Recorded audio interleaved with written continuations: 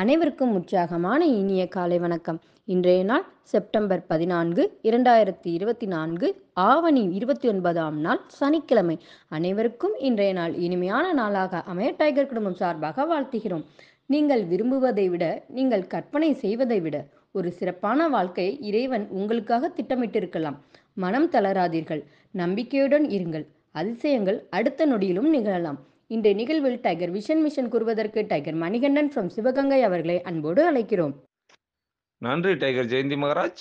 Tiger vision மனம், புத்தி, உடல் மூன்றும் சமநிலையில் இருந்தால் வாழ்க்கை பிரகாசிக்கும்.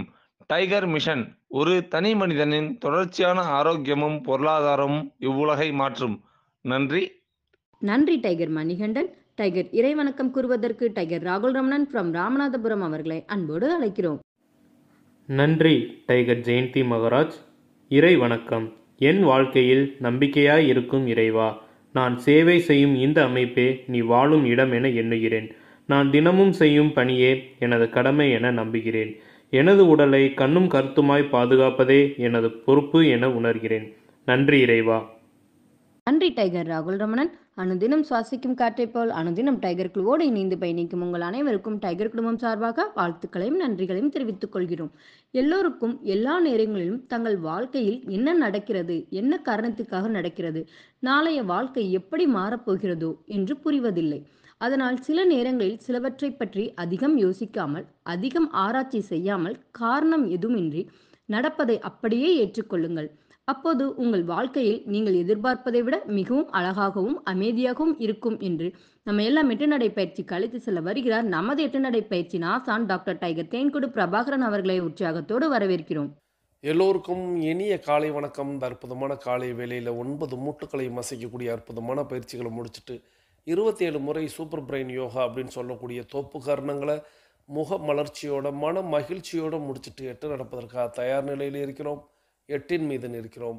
கிழக்கு மேற்காக நடப்பவர்கள் கிழக்கு திசையிலிருந்து மேற்கை நோக்கியும், தெற்கு வடக்காக நடப்பவர்கள் தெற்கு திசையிலிருந்து வடக்கை நோக்கியும் நமக்கான முதலடி எடுத்து வைத்து நடையை தொடங்குகிறோம். பேசிக் கோர்ஸ் மற்றும் அட்வான்ஸ் கோர்ஸ் எதில் பயணிப்பவர்களாக இருந்தாலும் இப்பொழுது நம்மளது நடையை தொடங்குகிறோம். இப்பொழுதிலிருந்து நமக்கான நேரம் தொடங்குகிறது. முதலடி எடுத்து வைத்து நடையை தொடங்குகிறோம். நடை இயல்பாக இருக்கிறது, நடை தளர்வாக இருக்கிறது, தோள்பட்டை தளர்வாக இருக்கிறது, கழுத்து குனியாமல் இருக்கிறது, கால்கள் ஒன்றுக்கு முன்பு ஒன்று வருவது போல் நடந்து கொண்டு இருக்கிறோம். கைகள் அதன் இசைவில் அசைந்து கொண்டிருக்கிறது. சுவாசம் சீர் நிலையில் இருக்கிறது. எண்ணம் நேர்மறையாக இருக்கிறது. மனம் மகிழ்வுடனும் அமைதியுடனும் இருக்கிறது. ஒற்றை சிந்தனையாளர்கள் அத்தனை பேரும் ஒற்றுமையோடு ஒரே திசையை நோக்கி பயணித்து கொண்டிருக்கிறோம். நமது பயணம் வெற்றிகரமாக அமைய எல்லாம் வல்ல இறைவனை துணை கலைத்து கொண்டு தொடர்ந்து பயணிக்கிறோம். ஒவ்வொரு விடியலும் நமக்கு பல விஷயங்களை கற்றுத்தந்து கொண்டே இருக்கிறது. நாம் பெற்றுக்கொண்டே இருக்கிறோம். அதை வாழ்வில் பயன்படுத்தி வெற்றி கண்டு கொண்டே இருக்கிறோம். அவ்வாறாக இன்றைய விடியலும் நமக்கு பல விஷயங்களை கற்றுத்தரப்போகிறது. நாம் பெற்றுக்கொள்ளப் போகிறோம். அதை வாழ்வில் பயன்படுத்தி வெற்றி காணப் போகிறோம். ஒவ்வொரு நாளும் நமது நடையை தொடங்கும் போது நாம் பல நினைவூட்டல்களை நினைவூட்டுவது வழக்கம். அவ்வாறாக இன்றைய நினைவூட்டல்கள் முதல் நிகழ்வாக நாம் எப்பொழுதுமே நாம் செய்ய வேண்டியது, நமது முயற்சிகளுக்கு முன்பாக, எல்லா பயிற்சிகளுக்கு முன்பாக, அதாவது தோப்பு கர்ணமாகட்டும், அதற்கு முன்பாக செய்யக்கூடிய 9 மூட்டு பயிற்சிகளாகட்டும், இவைகளுக்கெல்லாம் முன்பாக நாம் செய்ய வேண்டியது, நமது தாய் தந்தை, குருமார்கள், இயற்கை, இறைவன், பிரபஞ்சம், இஷ்ட தெய்வங்கள், மூதாதையர்கள், முன்னோர்கள் இவர்களை வழிபட்டு அவர்களுக்கு நன்றி கூறி அவர்களிடம் அருளாசி பெற்று நாம் நமது முயற்சிகளை, நிகழ்ச்சிகளை, செயல்களை, அனைத்து நிகழ்வுகளையும் நம்ம இப்படித்தான் தொடங்கணும். இப்படி தொடங்கினா அது வெற்றியில் நிறைவடையும். ஏன்னா நம்ம மேலே இந்த உலகத்திலேயே அக்கறை வைத்திருக்கக்கூடிய, அன்பு வைத்திருக்கக்கூடிய, நம்மளுடைய வளர்ச்சியை கண்டு பெருமைப்படக்கூடிய ஜீவன்கள் அப்படின்னா இவங்க தான். நம்மளுடைய தாய், நம்மளுடைய தந்தை, நம்மளுடைய குருமார்கள், நம்மளுடைய இயற்கை, இறைவன், பிரபஞ்சம், நம்மளுடைய இஷ்ட தெய்வங்கள், நமது மூதாதையர்கள், நமது முன்னோர்கள். ஸோ இவங்களை நம்ம வழிபட்டு நம்ம செயல்படுத்தினோமானால் அவர்களின் துணையோடு நாம் அதை வெற்றி காண முடியும். ஆகையால் ஒவ்வொரு நாளும் ஒவ்வொரு நிகழ்வையும் நீங்கள் இவ்வாறாக தொடங்குவதற்கு நான் ஒவ்வொரு நாளும் நினைவூட்டி கொண்டே தான் இருப்பேன். தொடர்ந்து நம்ம 2 டம்ளர் வெதுவெதுப்பான நீர் பருகி நமது பயிற்சிகளை தொடங்கி இருக்க வேண்டும் என்பதை ஒவ்வொரு நாளும் நினைவூட்டுவேன். நமக்கு அருகில் எப்பொழுதுமே குடிநீர் இருக்கும்படியாக பார்த்து கொள்ள வேண்டும் அப்படிங்கிறதையும் நினைவூட்டுவேன். இது போக உள்ளங்கைகளை மடக்கி பார்த்தல், விரலின் நகங்களின் வண்ணங்களை பார்த்தல், சுவாசத்தை சோதித்து பார்த்தல், நம்மை இணைத்து வைத்தவர்களுக்கும் நாம் இணைத்து வைத்தவர்களுக்கும் நன்றி கூறுதல், வாழ்த்து கூறுதல், நமது மனதில் எழுப்ப வேண்டிய 3 முக்கிய கேள்விகள். அந்த முத்தான 3 முக்கிய கேள்விகளை நாம் மனதில் எழுப்ப வேண்டும். நாம் எதற்காக இப்பொழுது 8 நடை பயிற்சியை மேற்கொள்கிறோம்? நாம் எதற்காக டைகர் குழுமத்தில் இணைந்து பயணிக்கிறோம்? நாம் நமது இலக்கை நோக்கித்தான் பயணிக்கிறோமா? இப்படி இந்த முக்கிய முத்தான 3 கேள்விகளை நமது மனதில் எழுப்பி அதற்கான விடையை தேடி நாம் பயணித்து கொண்டே இருக்க வேண்டும். இதெல்லாம் நினைவூட்டல்களில் நான் ஒவ்வொரு நாளும் நினைவூட்டுவது. தொடர்ந்து நம்மளுடைய 9 மூட்டு பயிற்சி அப்படின்னு ஒரு பயிற்சி செய்வோம். இந்த பயிற்சியை பேசிக் கோர்ஸில் உள்ளவங்களுக்கு சொல்கிறேன். இந்த 9 மூட்டு பயிற்சி அப்படிங்கிறது வார்ம் அப் செய்வது போலவா அப்படின்னு சில பேர் எண்ணுவதற்கு வாய்ப்புகள் உண்டு. அது ஒரு வகையில் உண்மைதான் அப்படின்னு நம்ம எடுத்துக்கிட்டால் கூட, நம்மளுடைய பயிற்சி அப்படிங்கிறது இரத்த ஓட்டத்தை உற்பத்தி பண்ணுவதற்கான பயிற்சி அப்படிங்கிறத மனதில் கொள்ளணும். இந்த 9 மூட்டு பயிற்சி மூட்டுக்களில் தான் நமக்கான சிவப்பு அணு அப்படிங்கிறது உற்பத்தி ஆகும். இதை நீங்கள் தெரிஞ்சு வச்சுருப்பீங்க. மூட்டுகளுக்கு இடையில் இருக்கக்கூடிய மஜ்ஜையின் வாயிலாக தான் நம்மளுடைய சிவப்பு அணு உற்பத்தி ஆகும். இந்த சிவப்பு அணுக்கள் தான் நம்மளுடைய உடலில் உள்ள அனைத்து செல்லுகளுக்கும் ஆக்சிஜனை கொண்டு போய் சேர்க்கக்கூடிய வேலையை செய்யும். ஸோ நம்மளுடைய ஆற்றலை அதிகரிப்பதற்கு, நமக்கு ஒரு புத்துணர்வை ஏற்படுத்துவதற்கு, நமக்கு அன்றாடம் நம்மளுடைய சிவப்பு அணு உற்பத்தி அப்படிங்கிறது நமக்கு தேவைப்படுகிறது. அந்த சிவப்பு அணுக்களின் வாயிலாக நம்மளுடைய உடல் முழுவதும் ஆக்சிஜன் அப்படிங்கிறது போய் சேருவதனால தான் 8 நடை பயிற்சி மேற்கொள்வதற்கு முன்பாக, 8 நடை பயிற்சியிலேயே நீங்கள் 9 மூட்டுகளையும் அசைக்கக்கூடிய வாய்ப்புகள் அனைத்துமே இருக்கும். இருந்தாலும் அந்த மூட்டுக்களை எல்லாம் நம்ம ஏற்கனவே தயார்படுத்தி விட்டு அதன் பிறகு செய்வதனால நம்மளுக்கு ஆற்றல் அப்படிங்கிறது ரொம்ப அதிகமாக இருக்கும். ஸோ அதற்காக தான் நம்ம 9 மூட்டு பயிற்சி பண்ணுறோம் அப்படிங்கிறத மனதில் கொள்ளுங்கள். இதுபோல் ஒவ்வொரு பயிற்சிக்கும் ஒவ்வொரு காரணம் இருக்குது. இந்த ஒவ்வொரு பயிற்சிகளையும் நீங்கள் முயற்சித்து தொடங்கணும். இந்த பேசிக் கோர்ஸில் இருக்கிறவங்க எல்லாரும் இதை ஒரு எளிய பயிற்சி, எளிதான பயிற்சி, நேரம் குறைவான பயிற்சி, உடல் வலி இல்லாமல் நம்ம செய்யக்கூடிய அற்புதமான பயிற்சிகள் தான் அப்படின்னு நீங்கள் மனதில் அதை நித்தம் என்ன எல்லா பயிற்சிகளுமே எளிதாக இருக்கும். ஸோ 9 மூட்டு பயிற்சி அப்படிங்கிறது அதுக்கு எந்த குறைபாடும் கிடையாது. அதாவது இப்போ தோப்பு கர்ணம் அப்படின்னா நம்ம சொல்லுவோம், தோப்பு கர்ணத்தில் 3ஆக ஆரம்பிங்கள், 5, 7 அப்படின்னு உங்களுடைய உடல் வாகு சரியாகும் வரை நீங்கள் அதை கொஞ்சம் கொஞ்சமாக அதிகரிங்கள் அப்படின்னு சொல்லியிருப்போம். ஆனால் 9 மூட்டு பயிற்சியை நீங்கள் முழுமையாக செய்யணும். ஸோ 9 மூட்டு பயிற்சி அப்படிங்கிறது ரொம்ப ரொம்ப முக்கியமான பயிற்சி.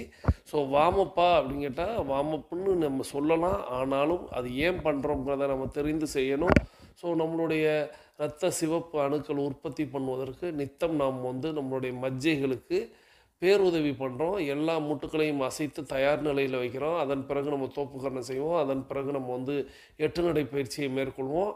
இப்படி பயிற்சிகளை முறையாக செய்பவர்களுக்கு பலன் அப்படிங்கிறது அபரிமிதமாக இருக்கும்.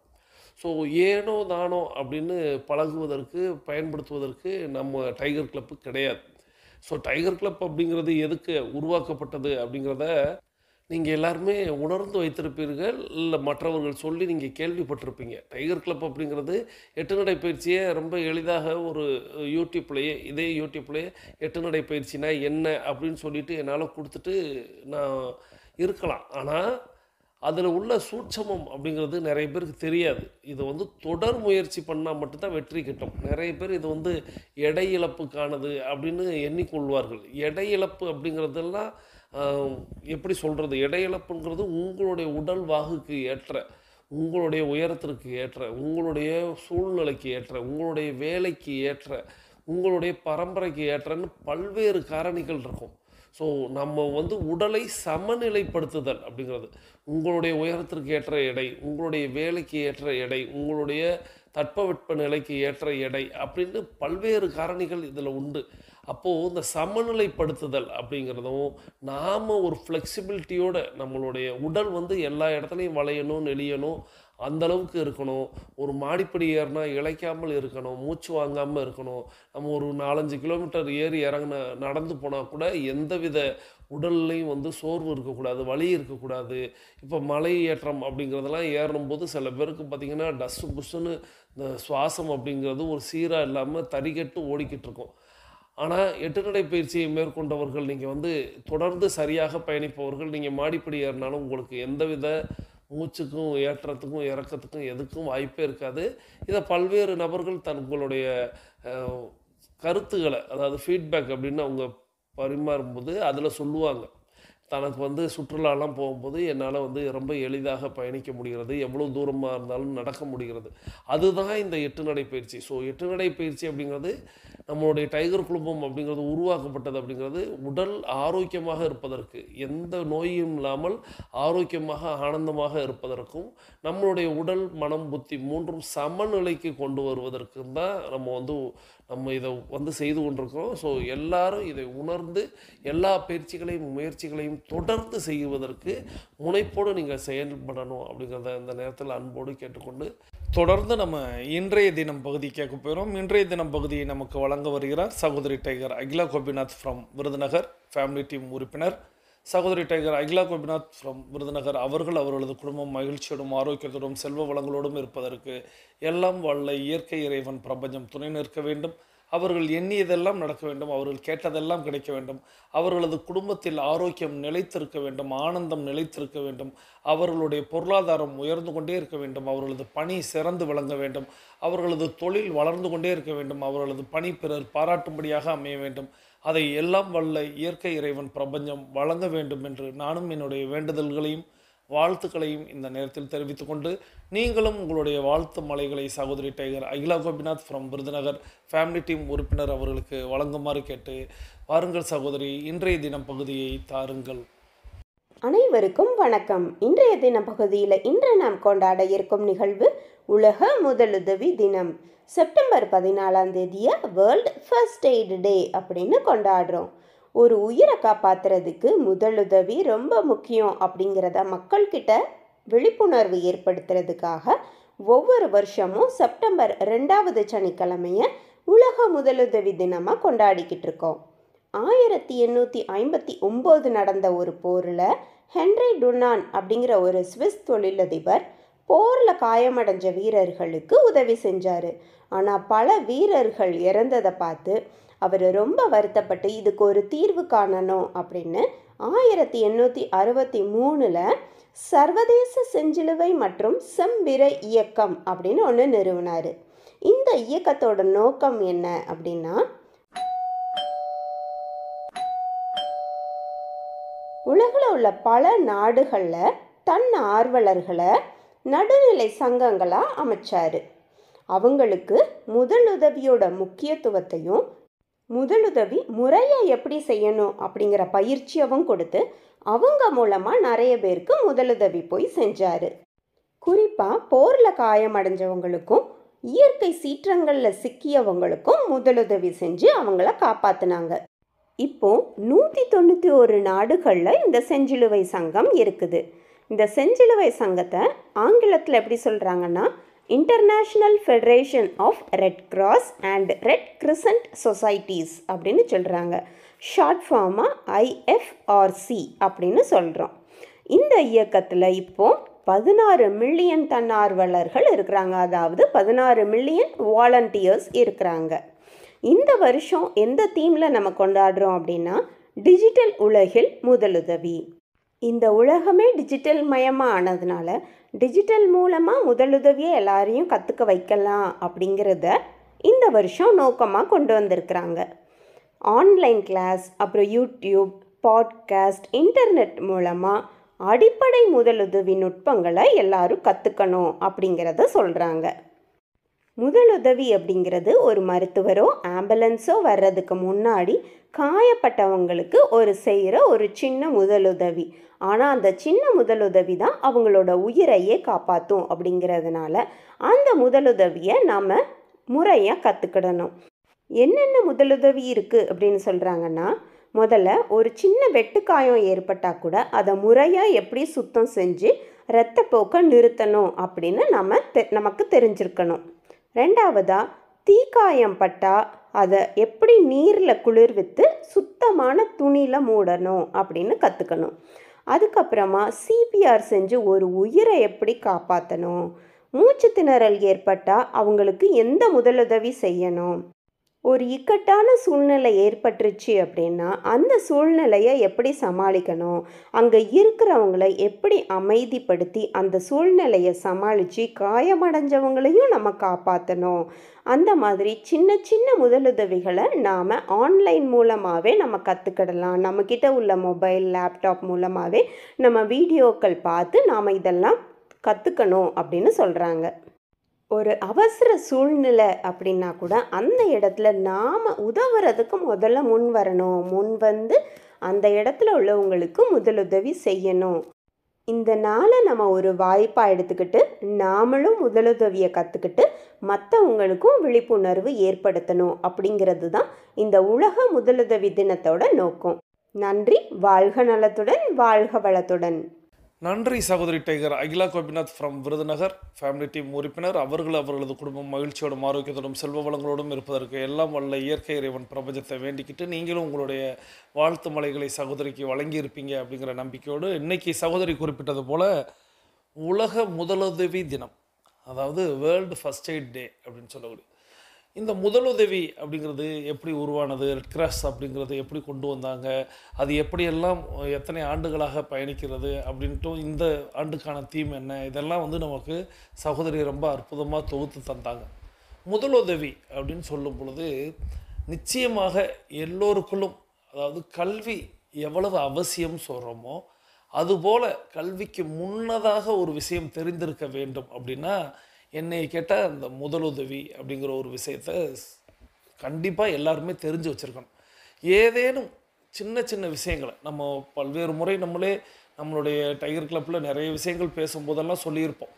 அதாவது நம்ம கைகளில் கட்டக்கூடிய கயறு அப்படின்னு நம்ம இறைவனை வேண்டி கட்டுறாங்கள் அல்லவா. இன்றைக்கி வந்து அது வந்து ஜாதியையும் மதத்தையும் குறிப்பது போல் நிறைய பேர் செயல்படுறாங்க. மந்திரிச்சு கட்டுறோம்னு சொல்கிறாங்க. அந்த கயறு ஏன் அப்படின்னு நம்ம ஆதி காலத்தில் பழங்காலத்தில், அதாவது மருத்துவம் அப்படிங்கிறது ஒன்று பரவாத காலத்தில் இந்த விஷக்கடிகள் அப்படின்னு சொல்லக்கூடியது நிறைய முறை ஏற்படும். வயல்வெளிகளில் மலைகளிலும் சேறுகளிலும் நம்ம மக்கள் வந்து புழங்கும் பொழுது அங்கே ஏதேனும் ஒரு தேளோ பூரானோ இன்னும் ஏதேனும் ஒரு விஷ ஜந்துக்களோ வந்து தீண்டுவது அப்படிங்கிறது இயல்புலேயே அவர்களுடைய வாழ்க்கையில் அன்றாடம் நடக்கக்கூடியதாக இருக்கும். அப்படி அன்றாடம் நடக்கக்கூடிய ஒரு செயலில் அவர்களுக்கு உடனடியாக அந்த விஷம் கடிபட்டவர்களுக்கு தெரியும், கண்டிப்பாக வலிக்கும். ஸோ வலித்த நிமிஷம் அது என்ன ஜந்து தீண்டுச்சு அப்படிங்கிறத பார்த்துடுவாங்க. ஆனால் அந்த விஷம் வந்து காலிலையோ கையிலையோ அவங்க வயல்வெளிகளில் வேலை பார்க்கும்போது தீண்டும் பொழுது உடனடியாக அதை வந்து தடுப்பதற்கு முன்னேற்பாடு, அதுதான் முதலுதவி அப்படின்னு நம்ம சொல்லுவோம். அந்த முதலுதவியாக தான் கையில் கட்டியிருக்கக்கூடிய கயரை வந்து அவங்க பல்லாலேயோ இல்லை வேறு பொருட்கள் மூலமாகவோ கடித்து எடுத்து அந்த கால்களிலோ கைகளிலோ எந்த உறுப்பில் அது வந்து கடிச்சிருக்கோ அதுக்கு மேலே வந்து கட்டிடுவாங்க. அந்த விஷம் வந்து பரவிடக்கூடாது, அந்த விஷம் வந்து உடலுக்குள் சென்று விடக்கூடாது, மருத்துவரை நாடும் வரை அதை தடுக்கணும். இதுதான் முதல் உதவி. இதற்காக தான் அந்த கயறு அப்படிங்கிறது கட்டப்பட்டது. இன்றைக்கி அது எதுக்கு கட்டுறோங்கிறதே நிறைய பேருக்கு தெரியல. நான் ஏற்கனவே சொன்னது போல் பள்ளிகளில் மாணவர்களுக்கு வந்து ஜாதிய சாயத்தை வந்து சாயத்தின் வாயிலாக கலர் சாயம் அப்படின்னு ஒன்று பூசப்பட்டு அதன் வாயிலாக இன்றைக்கி கயறு கலாச்சாரம் அப்படிங்கிறது ஒன்று வந்து பரவிருக்கு. நிறைய பேர் கையில் பார்த்திங்கன்னா மந்திரிகளாக இருப்பாங்க. அவர்கள் கையிலே பார்த்திங்கன்னா மந்திரித்த கயறுகள் அப்படின்னு சொல்லிட்டு பல்வேறு கயறுகள் பெண்கள் வந்து வளைகாப்பில் அந்த டயத்தில் வந்து வளையல்கள் அப்படின்னு நிறைய அணிஞ்சிருப்பாங்க அல்லவா. அதுபோல் நிறைய மந்திரிகள் கைகளில் வந்து நிறைய கயறுகளை எல்லாம் நம்ம பார்க்க முடிகிறது. இதெல்லாம் ஏன்னு சற்று யோசித்தால், சற்று சிந்தித்தாலே போதும். இந்த முதலுதவி அப்படிங்கிறத நம்மளுடைய முன்னோர்கள் வந்து கடைபிடித்தார்கள். நிறைய நம்ம வந்து அதையெல்லாம் சொல்லுவோம். இப்போ வண்டிகளில் வாகனங்களில் இன்றைக்கும் நம்ம வந்து எலுமிச்சை, பச்சை மிளகாய் அல்லது காய்ந்த மிளகாய், உப்பு, இந்த மாதிரியான விஷயங்களையெல்லாம் வந்து கயரில் கட்டி தொங்க விடுறோம். அது ஏங்கிறதே நிறைய பேருக்கு மறுபடியும் அது தெரியாத ஒரு காலமாக இருக்கும். ஆனால் அப்போது அப்படிங்கிறது அவர்கள் வண்டி அப்படிங்கிறது மாட்டு வண்டி, குதிரை வண்டி, இது போல் ஒரு வாகனத்தை தான் பயன்படுத்துவாங்க. ஸோ அந்த வாகனத்தில் இந்த முதலுதவிக்கான, அதாவது நம்ம கையில் முடிந்த மட்டும் கயறு மட்டும்தான் கட்டுவோம். கையில் கயிறு கட்டியிருப்போம், அல்லது அருணா கயிறு அப்படின்னு சொல்லக்கூடிய உடலில் இடுப்பில் கயிறு கட்டியிருப்போம். ஆனால் இந்த மாதிரியான உப்பு போன்ற அல்லது மிளகாய் போன்ற அல்லது எலுமிச்சை போன்ற இன்னும் இத்தியாதியான பொருட்களை எல்லாம் நம்ம உடலோடு வைத்து கொள்ள முடியாது. அப்போது அதை ஒரு பொருளாக ஒரு கோர்வையாக கட்டி அதை வண்டியில் கட்டி வச்சுருப்பாங்க. இது ஏன் அப்படின்னா, வயல்வெளிகளில் இந்த மாதிரி வேறு யாருக்கேனும் ஏதேனும் ஒரு பிரச்சனை ஏற்படுகிறது அப்படின்னா அவர்களுக்கு உடனடியாக முதலுதவி செய்வதற்காகவும், அவர்களுக்கு உடனடியாக சத்துக்கள், அந்த எலுமிச்சை இருந்துச்சுன்னா இருக்கக்கூடிய தண்ணீரில் கலந்து உப்பை கலந்து உடனடியாக கொடுத்துடுவாங்க. ஸோ இந்த மாதிரி மிளகாய் ஏன் அப்படின்னா, ஒவ்வொன்றுக்கும் அதுக்கு அர்த்தம் இப்போ நமக்கு தெரியாமல் இருக்கலாம். ஆனால் நம்மளுடைய முன்னோர்கள் மூத்தோர்கள் அதை யோசித்து மாட்டு வண்டிகளில் கட்டி இருப்பதை ஓடி போய் அந்த வண்டியில் கயிறு தொங்கும். ஸோ அந்த கயிறையும் அந்த பொருட்களையும் எடுத்து வா அப்படின்னு சொல்லி அந்த இடத்துல உடனடியாக ஒரு முதலுதவி செய்வாங்க. அதே போல் தான் வீட்டு நிலைவாசல்களில். ஸோ ஒரு நிலையான ஒரு இடத்துல பொருளை வச்சிட்டோம்னா நிச்சயமாக எங்கேயும் போய் தேட வேண்டியதில்லை. இப்போ வீட்டில் நம்ம அடுப்பங்கரையில் வச்சுருக்கிறோம் அப்படின்னா, அடுப்பங்கரைங்கிறதுல 1008 பொருள் இருக்கும். அதில் எந்த பொருள்னு அவசரத்துக்கு தேட முடியாது. அப்போ அவசரத்துக்கு தேடக்கூடிய ஒரு இடம்னா நிலையான இடம். அந்த நிலையான இடம் நிலை. அந்த நிலையில் இந்த பொருளை வச்சுருப்பாங்க. ஸோ இந்த பொருளை ஓடி போய் எளிதாக எடுத்துகிட்டு அந்த உதவிகளை செய்ய முடியும், முதல் உதவிகளை. அப்படி முதலுதவியாக செய்து அவர்களை மருத்துவமனைக்கு அழைத்து செல்வது அப்படிங்கிற மாதிரி தான் நம்மளுடைய மூதாதையர்கள் முன்னோர்கள் இந்த விஷயத்தை கடைபிடித்தார்கள். இன்றைக்கி குழந்தைகளுக்கு முதலுதவி அப்படிங்கிறது எதுவுமே தெரியல. இயற்கையில் முதல்ல பாடமாக பயிற்சியாக கற்றுக் கொடுக்கணும். இப்போ என்னுடைய பயிற்சி பட்டறைகளில் மாணவர்களுக்கு அப்படின்னு நம்ம வழங்கும் பொழுது இந்த முதலுதவிகள்லாம் நம்ம சொல்லிக் கொடுப்பது வழக்கம். சின்ன சின்ன விஷயங்களை என்னவெல்லாம் செய்யணும் அப்படிங்கிறது. இன்றைக்கும் ஒரு தவறான ஒரு முறையை கடைபிடிப்பாங்க. என்ன அப்படின்னா, இப்போ ஒரு சின்ன ஏதேனும் தலையில் இடிச்சுக்கிட்டாங்க அப்படின்னா, இடித்த வினாடி அப்படிங்கிறது காப்பித்தூளை, டீத்தூள், காப்பித்தூள் ஏதேனும் தலையில் வைத்து அமுக்கி விடுவது. இது ஒரு தவறான ஒரு முறையை கடைபிடிப்பாங்க. இரத்தத்தை நிறுத்துவதற்கு அந்த பொருளை அப்பிவிட்டால் அந்த இரத்தம் நின்றுவிடும் அப்படின்னு கருதுகிறாங்க. ரொம்ப எளிது. ரத்தத்தை இப்போது தலையில் இடிச்சுக்கிட்டோம் அப்படின்னா, தலையில் ரத்தம் வருது அப்படின்னா அழுத்தி பிடித்திருந்தாலே போதும். அழுத்தி ஒரு 5 நிமிடங்கள் பிடிச்சிருந்தா போதும், ரத்தம் உறைஞ்சிரும். இது தெரியாமல் அந்த காப்பித்தூளை போட்டு கொட்டி அதுக்கு மேலே அமுக்கி வச்சுருப்பாங்க.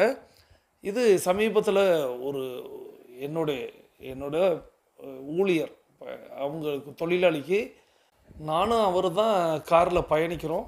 அப்படி காரில் பயணிக்கும் பொழுது அவர் பின் டோரை அடைக்கிறாரு. எங்கள் ஒரு காரில் பின் டோர் அப்படிங்கிறது அப்படி மேலே ஓப்பன் ஆகும். அப்படி அடைக்கும் பொழுது அவர் தலையை உள்ளே வச்சே அடைக்கிறோங்கிற பேரில் ஒரு சின்னதாக ஒரு வெட்டுக்காயம் ஏற்பட்டுருச்சு. ஆனால் அது எனக்கு தெரியலை. ஆனால் எனக்கு தெரியுது அவருக்கு தலையில் அடிபட்டிருக்கும்னு ஏன்னா எனக்கு ஓசையை வச்சு எனக்கு புரியுது. அவரிடம் கேட்குறையில் ஒன்றும் இல்லைன்ட்டு அவர் ஒரு கடைக்கு போயிடுறார். அந்த கடை வாசலில் அவருக்கு ரத்தம்ங்கிறது வெளியேற ஆரம்பிச்சிருக்கு. நான் இதை கண்ணாடி வழியாக பார்த்து கொண்டிருக்கிறேன். உடனடியாக அந்த கடைக்காரர் என்ன பண்ணிட்டாருன்னா, டக்குன்னு கடையில் உள்ள ஒரு காப்பித்தூளை எடுத்து அவர் தலையில் கொட்டி அப்படியே மூடிட்டார். ஸோ நான் இறங்கி ஓடுவதற்குள்ளாக காப்பித்தூள் தலையில் கொட்டப்பட்டு முதலுதவி அப்படின்னு அவர் செஞ்சிட்டார். ஸோ செஞ்ச மாத்திரத்தில் நான் என்ன இப்படி செஞ்சிட்டீங்க அப்படின்னு என்னால் கேட்கவும் முடியல. ஏன்னா அவர் ஒரு அவசரத்தில் அவருக்கு கற்றுக் கொடுத்தது அப்படிங்கிற மாதிரி செஞ்சுட்டாங்க. ஸோ இப்போது இடைவேளை, நம்மளுடைய 21 நிமிடம் அப்படிங்கிறது நிறைவுக்கு வருகிறது. வாருங்கள் அனைவரும் தொடங்கிய திசைக்கு வந்து விடலாம். கிழக்கு மேற்கா தொடங்கியவர்கள் கிழக்கு திசையிலும், தெற்கு வடக்கா தொடங்கியவர்கள் தெற்கு திசைக்கும் வந்து விடுகிறோம். நமக்கு அருகில் இருக்கக்கூடிய குடிநீரை எடுத்து நிறுத்தி நிதானமாக ருசித்து பருகிட்டு இன்றைக்கி நமக்கு வாழ்த்துவதற்கு ஒரு வாய்ப்பு கிடைத்திருக்கிறது. வாழ்த்துவதற்கு வாய்ப்பு அப்படின்னாலே நம்ம எல்லாருமே எப்போதுமே தயார் நிலையில் இருக்கணும். இன்றைக்கி ஒரு குட்டி புலிக்கு பிறந்தநாள். அதாவது நம்மளோட ஒரு குட்டி புலி டைகர் ஹரிஸ் அவங்க குலசேகரத்தில் நம்மளோட உறுப்பினராக பயணித்து கொண்டிருக்கிறாங்க. அவங்க நம்மளுடைய டைகர் குழுமத்துக்கு நன்கொடை வழங்கியிருக்கிறாங்க. அவங்களுக்கு இன்றைக்கி பிறந்தநாள். ஸோ அந்த குட்டி புலியை நம்ம அத்தனை பேரும் வாழ்த்தலாம். இந்த இடைவேளை நேரத்தில் நம்ம எல்லோரும் வாழ்த்த போகிறோம். டைகர் குட்டி புலி ஹரிஸ் அவர்களுக்கு என்னுடைய இனிய பிறந்தநாள் நல்வாழ்த்துக்கள். அவர்களது குடும்பம் மகிழ்ச்சியோடும் ஆரோக்கியத்தோடும் செல்வ வளங்களோடும் இருப்பதற்கு எல்லாம் வல்ல இயற்கை இறைவன் பிரபஞ்சம் துணை நிற்க வேண்டும்.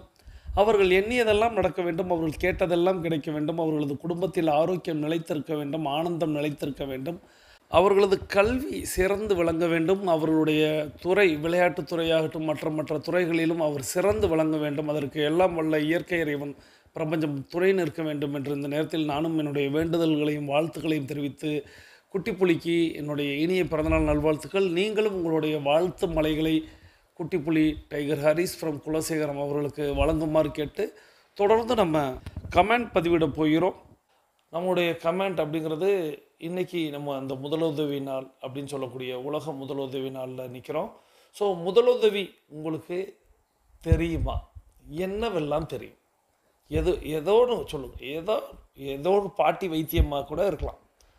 ஸோ உங்களுக்கு தெரிந்த முதலுதவி ஏதேனும் இருந்தால் குறிப்பிடுங்க. அதை பிறர் பின்பற்றுவாங்க. இப்போ நம்ம பேசுகிற நான் சொல்லக்கூடிய எல்லா விஷயத்தையும் நீங்கள் எல்லாம் பின்பற்றணும் அப்படிங்கிற ஒரு நல்ல ஒரு நோக்கத்தோடு தான் நான் கற்றுக்கொண்டதையெல்லாம் சொல்கிறேன். அதுபோல் நீங்கள் கற்றுக்கொண்ட, நீங்கள் தெரிந்து வைத்திருக்கக்கூடிய, உங்கள் ஊரில் வழக்கமாக இருக்கக்கூடிய ஏதேனும் ஒரு விஷயத்தை தாராளமாக சொல்லுங்கள். இது செஞ்சால் இதை முதல்ல செய்யணும். ஒரு உதாரணத்துக்கு சொல்கிறேன். ஒரு தலைவலி ஏற்படுகிறது, ஒரு அஜீரணம் ஏற்படுகிறது, ஏதோ ஒரு சுளுக்கு ஏற்படுகிறது, ஒரு மூச்சு பிடிப்பு, எதுக்கோ இதுக்கு இதை கொடுத்தா இது சரியாகும், இப்படி செஞ்சால் இது சரியாகும், இதை சரி பண்ணிவிட்டு அப்புறம் மருத்துவரை நாடலாம்னு உங்களுக்கு தெரிந்த பாட்டி வைத்தியமாக இருக்கலாம், அல்லது உங்களுடைய வைத்தியமாக இருக்கலாம், அல்லது உள்ளூர் வைத்தியமாக இருக்கலாம், அல்லது உங்களுடைய மருத்துவருடைய முதலுதவி வைத்தியமாக இருக்கலாம். ஏதேனும் இருந்தால் சொல்லுங்கள். அதை நாங்களும் பார்த்து பின்பற்றுகிறோம். அப்படிங்கிறதுக்கு இந்த நேரத்தில் உங்களுக்கு தெரிந்த முதலுதவி அப்படிங்கிறது ஏதேனும் இருந்தால் குறிப்பிடுங்கள் அப்படின்ட்டும் நம்மளுடைய கருத்து பெட்டியில் பதிவிட்டுட்டு, இப்போது பேசிக் கோர்ஸில் இருக்கக்கூடியவங்கெல்லாம் அஃபர்மேஷன் விசுவலைசேஷன் செய்துட்டு மீது இருக்கக்கூடிய ஆடியோவை அப்புறமா கேளுங்க. நிச்சயமாக வாழ்க்கையில் ஒரு பெரிய திருப்புமுனை ஏற்படுத்தக்கூடிய ஒரு அற்புதமான ஆடியோ வரப்போகிறது. ஸோ நீங்கள் பேசிக் கோர்ஸில் உள்ளவங்க அஃபர்மேஷன் விசுவலைசேஷன் செய்வதற்கு நம்மளுடைய வாழ்த்துக்களை தெரிவித்துக்கொண்டு, தொடர்ந்து அட்வான்ஸ் கோர்ஸில் இருக்கக்கூடிய நாம் எல்லாரும் நம்மளுடைய அடுத்த சுற்றை தொடங்க போகிறோம். இப்பொழுது ஆண்கள் அனைவரும் இடதுபுறமாகவும், பெண்கள் அனைவரும் வலதுபுறமாகவும், அதாவது ஆண்கள் லெஃப்ட் சைடிலும், பெண்கள் ரைட் சைடிலும் முதலடி எடுத்து வைத்து நடையை தொடங்குகிறோம். நடை இயல்பாக இருக்கிறது, நடை தளர்வாக இருக்கிறது, தோள்பட்டை தளர்வாக இருக்கிறது, கழுத்து குனியாமல் இருக்கிறது, கால்கள் ஒன்றுக்கு முன்பு ஒன்று வருவது போல் நடந்து கொண்டு இருக்கிறோம். கைகள் அதன் இசைவில் அசைந்து கொண்டு இருக்கிறது.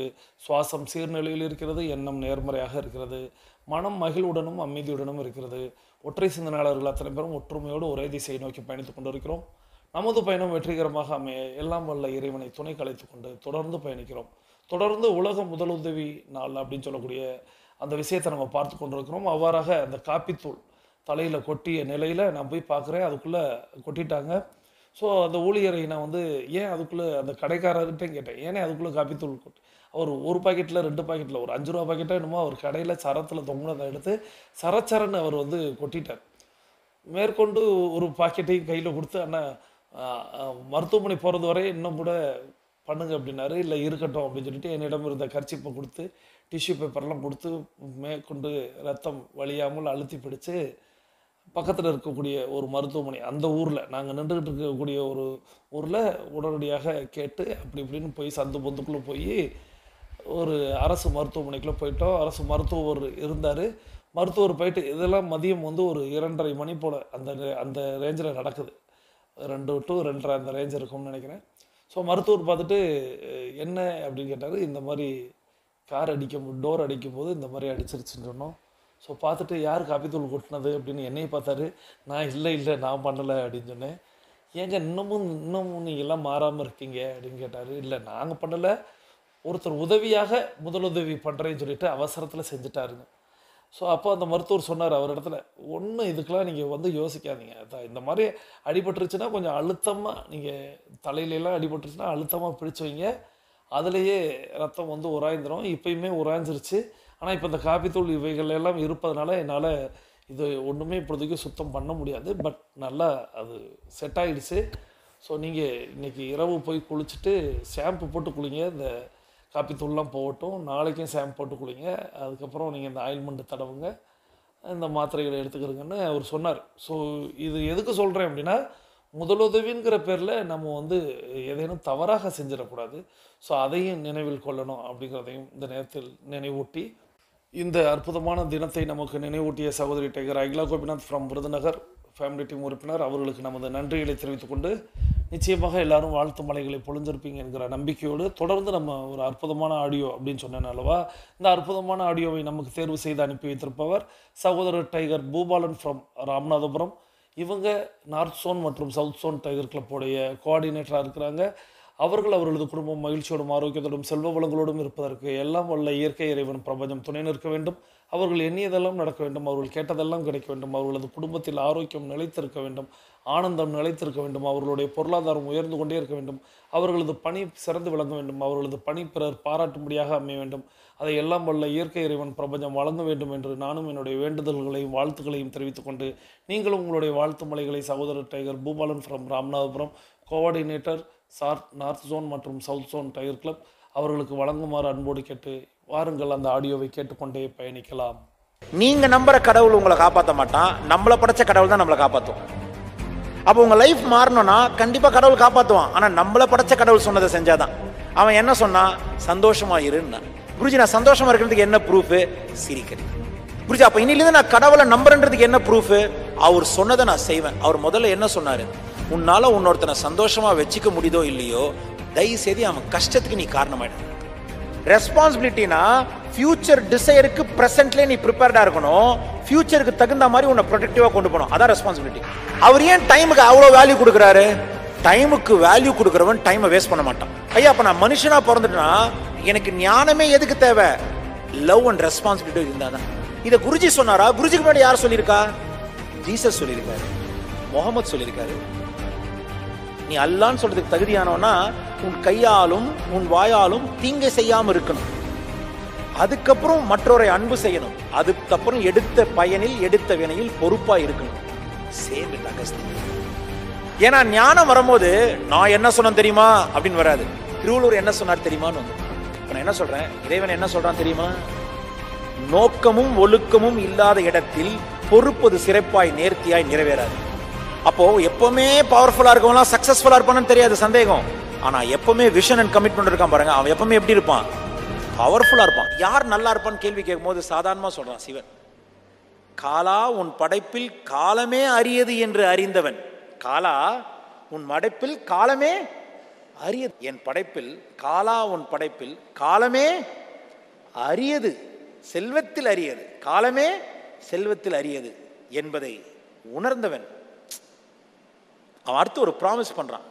காலா உன் படைப்பில் காலமே செல்வத்தில் அரியது என்பதை உணர்ந்தவன் காலம் உள்ளவரை சிவமும் செல்வமும் நீங்காமல் வாழும் வரம் பெற்றவன்.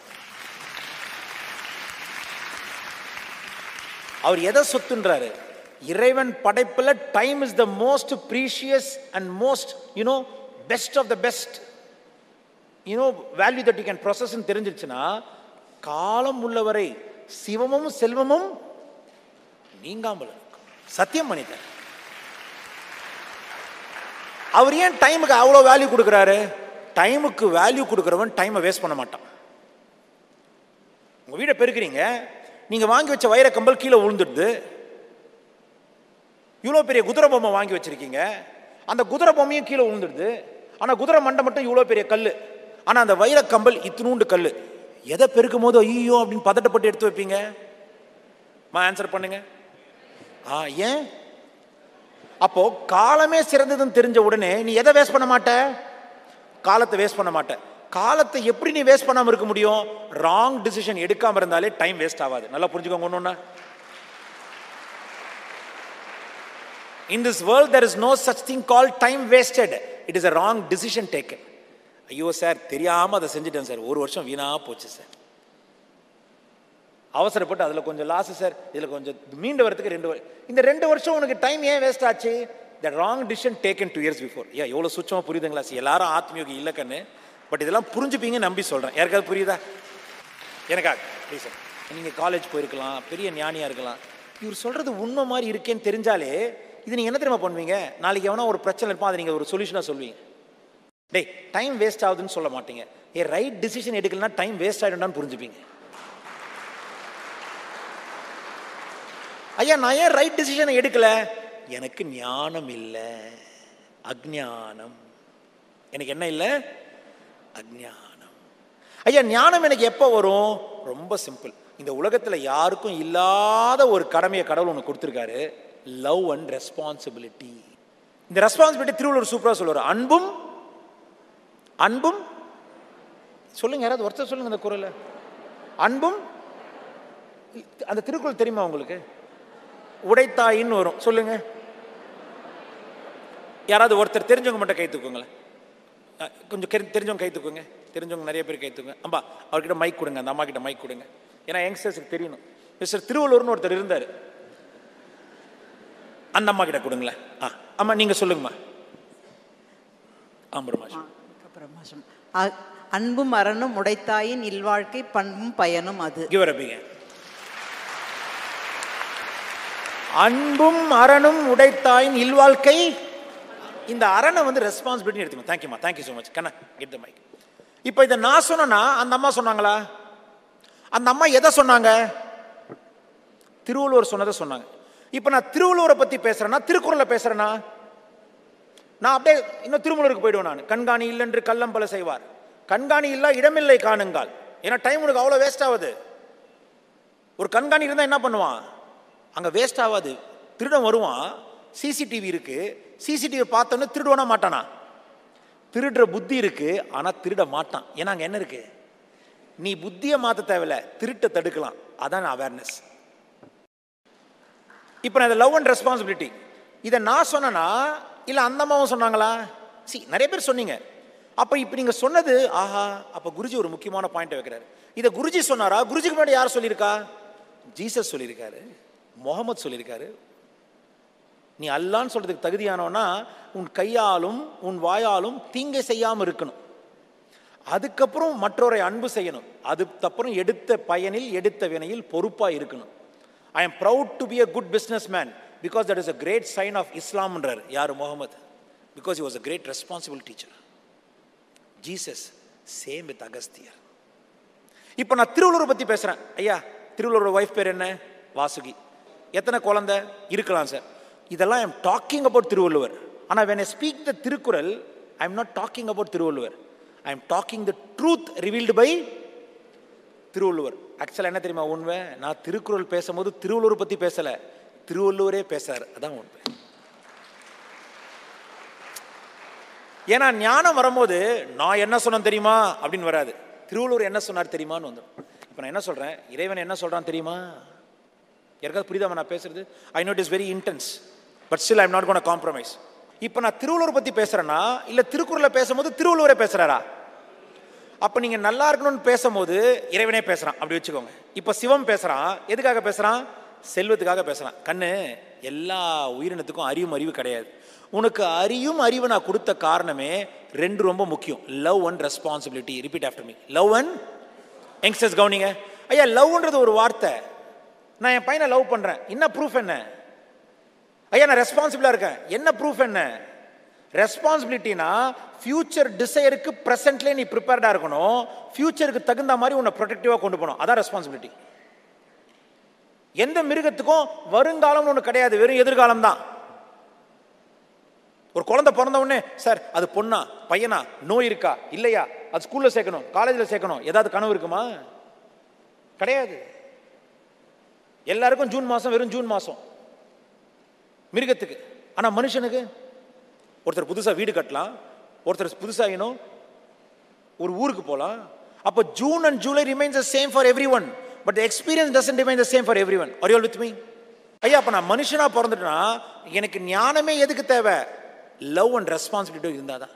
குருஜி நான் லவ்வோட இருக்கிறது எப்படின்னு தெரியும்? ஏன்னா அது வந்து நிறைய கதை படிச்சிருப்பீங்க, ஐ லவ் யூ அப்படின்வீங்க, அப்புறம் ஃபைட் பண்ணிப்பீங்க. ரெஸ்பான்சிபிலிட்டிக்கு என்ன அர்த்தம்?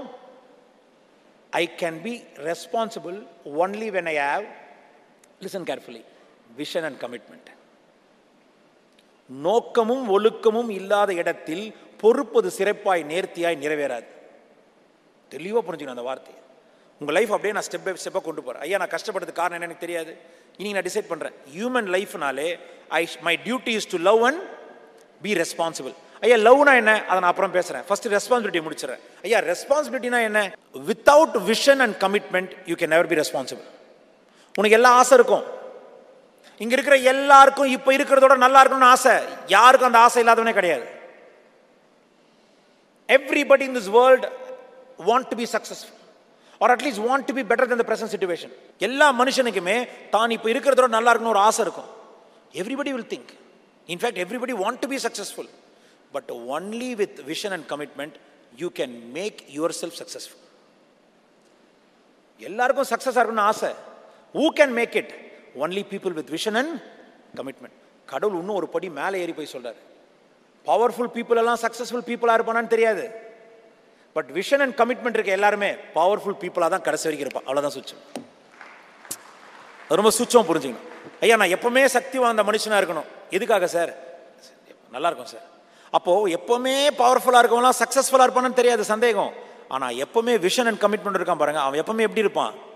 பவர்ஃபுல்லா இருப்பான். சக்சஸ்ஃபுல் கூட சொல்லல. இதை நோன் சொல்லவே முடியாது. யாருக்காவது உணர முடியுதா நான் பேசுறது? அப்ப எனக்கு அந்த விஷன் அண்ட் கமிட்மெண்ட் இல்லைன்னா என்னால ஃபோக்கஸே பண்ண முடியாது, என்னால ரெஸ்பான்சிபிளா இருக்க முடியாது. இப்ப லவ்ன்றதை நான் ரெஸ்பான்சிபிளா பார்த்தேன்னா அப்ப நான் இருக்கிறதுலயே எது சொத்துல பெரிய மதிப்போ அதை சேர்க்க ஆசைப்படணும், அதை சேர்க்க ஆசைப்படணும். அந்த சொத்தை இருந்தாதான் நான் மற்ற பெரிஷபிள் சொத்தை அனுப்பிக்க முடியும். 10 கோடிக்கு காரு, 100 கோடிக்கு வீடு தப்பே கிடையாது உன் காசா இருந்தா. ஆனா அதை அனுப்பிக்கிற நிலைமை நான் தக்க வச்சுக்கணும். ஐயா அந்த அனுப்பிக்கிற நிலைமை எப்ப என்கிட்ட இருக்கும்? என் வீட்டில் லவ் அண்ட் ரெஸ்பான்சிபிலிட்டி இருந்தா மட்டும்தான் இருக்கும். இதை நோன் எந்த மதமும் சொல்ல முடியாது. நான் ஒன்ஸ் கடவுளை மதிக்கும் போது நான் எதை மதிப்பேன்? கடவுள் மதிக்கிறத மதிப்பேன். கடவுள் சொல்ற ஒரு படைப்புல, குருஜி அப்ப உண்மையா என்கிட்ட சிவன் இருக்காரா? நான் பேசுறது எல்லாருக்கும், ஹிந்து முஸ்லீம் கிறிஸ்டியன் எல்லாம். இப்ப நான் பேசு சிவன் அப்படின்னு சொன்னா இறைவன், not the god that you love or you like. நீங்க நம்புற கடவுள் உங்களை காப்பாற்ற மாட்டான், நம்மளை படைச்ச கடவுள் தான் நம்மளை காப்பாற்றுவோம். அப்போ உங்க லைஃப் மாறணும்னா கண்டிப்பா கடவுள் காப்பாற்றுவான். ஆனா நம்மளை படைச்ச கடவுள் சொன்னதை செஞ்சாதான். அவன் என்ன சொன்னா? சந்தோஷமா இருன்னா. குருஜி நான் சந்தோஷமா இருக்கிறதுக்கு என்ன ப்ரூஃப்? சிரிக்கிறது. குருஜி நான் ஏன் சந்தோஷமா இல்லைனாலும் சிரிக்கணும்? ஏன்னா நீ சிரிக்கலன்னா கூட இருக்கவும் நிம்மதியா இருக்க முடியாது. உங்களோட சாதாரண மூஞ்சே பார்க்க முடியாது, உம்மனா மூஞ்சை எப்படி பார்க்க முடியும்? சத்தியமா முடியாது. குருஜி அப்ப இன்னிலிருந்து நான் கடவுளை நம்புறேன்றதுக்கு என்ன ப்ரூஃப்? அவர் சொன்னதை நான் செய்வேன். அவர் முதல்ல என்ன சொன்னாரு? உன்னால உன்னொருத்தனை சந்தோஷமா வச்சுக்க முடியுதோ இல்லையோ, தயவு செய்து அவன் கஷ்டத்துக்கு நீ காரணமாயிட. குருஜி இதுக்கும் சிரிப்புக்கும் என்ன காரணம்? சத்தியமா இருக்கு. சாதாரண ஃப்ளைட்டில் போறீங்க, ஃப்ளைட்லேயே போறீங்க, பிஸ்னஸ் கிளாஸில் போறீங்க, இல்லை ட்ரெயினில் போறீங்க, சேலம்லேருந்து சென்னைக்கு ட்ரெயினில் போறீங்க. ஏறின உடனே உங்கள் டிக்கெட் இருந்து போய் பேக்கை வைக்கிறீங்க. பேக்கை வச்சா அங்கே ஆல்ரெடி ஒருத்தர் உட்காந்துருக்காரு. யாரோட சீட் அது? உங்களோட சீட்டு. இன்னும் ட்ரெயின் ஜெர்னி ஸ்டார்ட் ஆகல. அவர் என்ன சொல்கிறாரு? ஐயா இது என் சீட்டு ஏன்றீங்க, ஜென்யூனாக சொல்கிறீங்க. ஐயா இது என்னோட சீட்டியா அப்படின்னு. அதுக்கு அங்கே ஆல்ரெடி உட்காந்து சொல்ல இருக்கட்டும் அப்படின்றாரு. உங்களுக்கு மனசு நிம்மதியாக இருக்குமா? சார் நான் தான் சார் புக் பண்ணேன், அதுவும் தட்காலில் புக் பண்ணியிருக்கேன். இந்த சீட்டு எந்த சார்ன்னு சொல்கிறோம். ஆனால் அந்த சீட்டில் ஒருத்தன் ஆல்ரெடி உட்காந்துருக்கான். நீங்கள் கேட்டால் ரஃபா வர பேசுகிறான். ஏன் சார் அங்கே உட்காருங்களேன் சார், அவளோட காலியாக இருக்குன்னு. நிம்மதியாக இருக்குமா உங்களுக்கு? அதை என்ட்ரான உடனே நீங்கள் ஒரு பெரிய பேக்கை தூக்கிட்டு வரீங்க. அங்கே யார் நேரத்தில் உட்காந்துக்கிற, ஐயா கொடுங்க வைங்க, அவங்க சீட்டுங்களா, தள்ளி உட்காந்துட்டார், ஒன்றுமே பண்ணல. இது பெரிய கம்ஃபர்ட் தராது. உங்களுக்கு டென்ஷன் வருமா? இந்த இன்னொரு சினாரியோ, உள்ளே போகிறீங்க, உங்கள் சீட்டில் உட்காந்துறீங்க. ட்ரெயின் ஸ்டார்ட் ஆகும்போது ஒருத்தன் படப்படன்னு வந்து உட்காரான் அவங்க சீட்டு பக்கத்தில். உட்காந்து இடிச்சுன்னு அழுகுறான். ஐயோ ஐயோ ஐயோ, ஹிந்தி உங்கள் மேலே தொடரான். எப்படி இருக்கும் உங்களுக்கு? இல்லை சிரிக்கிறீங்க, நான் எல்லாம் ரியாலிட்டியில் பேசு. இதெல்லாம் கற்பனையா இல்லை நடக்கக்கூடியதா? அதே கடைசியாக ஒருத்தர் வர்றாரு. அவர் யாரையும் டிஸ்டர்ப் பண்ண, அவர் பாட்டுக்கு வந்தார், மேலே உட்காராரு. நீங்கள் இரும்புறீங்க, அவர் வாட்டர் சார் வேணுன்னா குடிங்க சார், நான் இங்கே யூஸ் பண்ணிக்கோங்க சார், பரவாயில்ல சார், ஏன்னா அடுத்த ஸ்டாப் எப்போ வரும்னு தெரியாது, ஸ்டேஷன் எப்போ வரும்னு தெரியாது, நீங்கள் எடுத்துக்கோங்க. அல்ல வேணாம் சார்ன்றீங்க. உங்களுக்கு எப்படி இருக்கும்? இன்னும் ஜேர்னி ஸ்டார்ட் ஆகலை. இதில் எதில் நீங்கள் திருப்தியாக இருப்பீங்க? உங்களை டிஸ்டர்ப் பண்ணாமல் ஒருத்தர் சிரிச்சாரு அப்போ தானே. அப்போ அந்த பயணமாவது அந்த ட்ரெயின் நின்ன உடனே முடிஞ்சிடும். அந்த சல்ப நேர பயணத்திலேயே கூட உட்கார்றவன் சிரிக்கலன்னா நீங்கள் டென்ஷனாக இருப்பீங்கன்னா, வாழ்க்கைன்ற பயணத்தில் நீங்கள் சிரிக்கலன்னா கூட இருக்கும் எப்படி நிம்மதியாக இருப்பான்? சிரிச்சு தொலைங்குந்து வேதம்.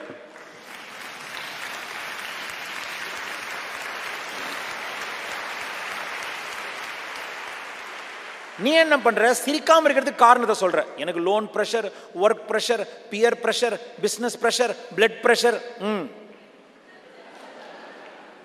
அப்ப சிரிக்காம இருக்கிறதுக்கு என்னென்ன காரணம் எனக்கு தெரியாது. சிரிக்கிறதுக்கு ஒரே காரணம், புன்னகை ஒன்றே போதுமே எனக்காக படைத்தவன் உன்னை காணவே. Guruji, I don't have a reason to smile. Take this as a reason, my child. Please take this as a reason. From now you should have this reason. சிரிக்காம இருக்கிறதுக்கு எவ்வளவு ரீசன் இருக்கு, சிரிக்கிறதுக்கு இந்த ரீசன் எடுத்துக்கோ. Even if I don't have a reason to smile, take this as a reason. Your smile without a reason, your smile without a reason will be a reason for so many other faces to smile. For that reason, smile.